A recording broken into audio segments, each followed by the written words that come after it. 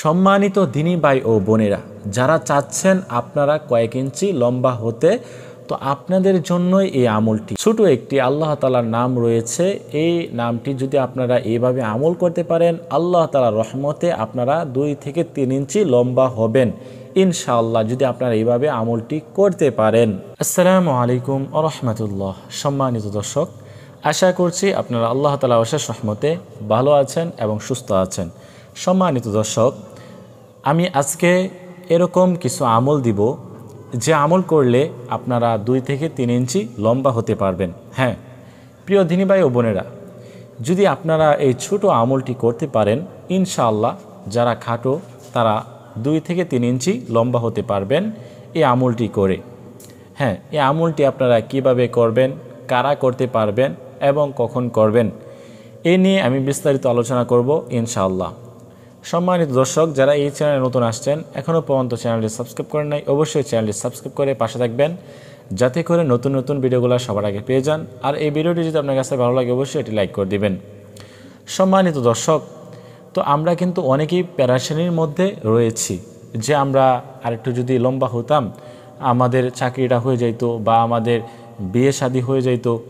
তো এই যে প্যারাশানির মধ্যে রয়েছেন যে আমি যদি একটু লম্বা হইতাম তাহলে আমার বিয়ে শাদীরা হয়ে যেত।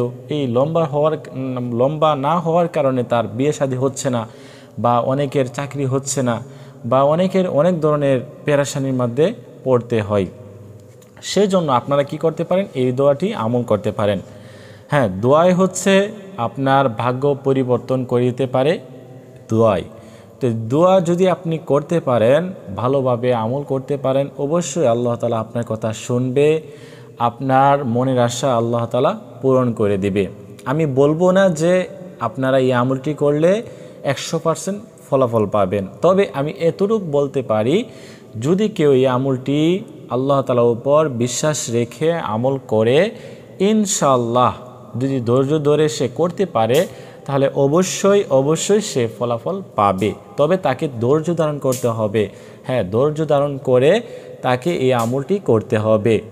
হ্যাঁ, আপনাদের যারা এই যে পেরেশানির মধ্যে রয়েছেন, যে আপনারা চাচ্ছেন যে আমি একটু লম্বা যদি হইতাম তাহলে তো আমার অনেক দিক থেকে ভালো হইতো, তো এই জন্য আপনাদেরকে আমি এই আমলটি আজকে বলে দিচ্ছি। সম্মানিত দর্শক, এই আমলটি আপনারা কখন করবেন? এই আমলটি আপনাদেরকে করতে হবে রাত্রে খাওয়ানোর আগে। রাত্রে যখন আপনি খাবার খাবেন, এই খাবার খাওয়ানোর আগে আপনাকে এই আমলটি করতে হবে। কিভাবে করবেন? প্রথমে 3 বার ইস্তিগফার পাঠ করবেন, আস্তাগফিরুল্লাহ আস্তাগফিরুল্লাহ আস্তাগফিরুল্লাহ। তারপরে 3 বার দুরূদ শরীফ পাঠ করবেন, যেই দুরূদ শরীফ আমরা নামাজের মধ্যে পড়ে থাকি, যেরকম আল্লাহুম্মা সাল্লি আলা মুহাম্মাদ ওয়া আলা আলি মুহাম্মাদ কামা সাল্লাইতা আলা ইব্রাহিম ওয়া আলা আলি ইব্রাহিম ইন্নাকা হামিদুম মাজিদ। আল্লাহুম্মা বারিক আলা মুহাম্মাদ ওয়া আলা আলি মুহাম্মাদ কামা বারাকতা আলা ইব্রাহিম ওয়া আলা আলি ইব্রাহিম ইন্নাকা হামিদুম মাজিদ। এই দুরূদ শরীফ আপনাকে 3 বার পাঠ করতে হবে। তারপরে আপনি এই যে আল্লাহ তাআলার একটি গুণবাচক নাম রয়েছে ইয়া সামিউ, এই নামটি আপনাকে 11 বার পাঠ করতে হবে।